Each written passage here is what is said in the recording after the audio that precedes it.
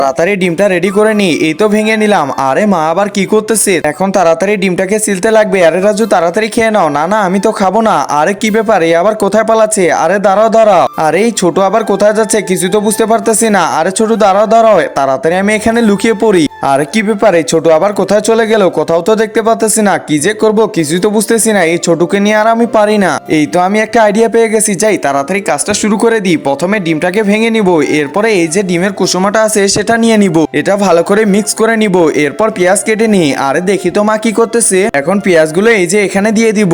আরে বাহ ভালোই তো লাগবে মনে হয়। এখন ডিমের কুসুমাগুলো এখানে দিয়ে দিই। আরে মা আবার কি করতেছে? ভালো করে বানাতে লাগবে যেন ছোট পছন্দ করে। এখন ডিমের বাকি অংশগুলো এই যে চারপাশে করে দিয়ে দিব। এই তো হয়ে গেছে। আরে মা তাড়াতাড়ি দাও, এটা তো আমাকে খেতে লাগবে। দেখতেই তো অনেক মজাদার মনে হচ্ছে। একজন মা কতটা আপন হয়ে থাকে যার মানেই তাকে জিজ্ঞাসা করে দেখো। তো দেখা যাক বন্ধুরা, এই মায়ের জন্য কে ভিডিওটিতে লাইক এন্ড সাবস্ক্রাইব করে। আর যারা মাকে ভালোবাসো না তারা ভিডিওটি থেকে দূরে থাকো। হ্যাঁ রাজু দাঁড়া, এখনই তোকে দিয়ে দিচ্ছি। আরে বাহ এটা তো খেতে অনেক স্বাদ করতেছে।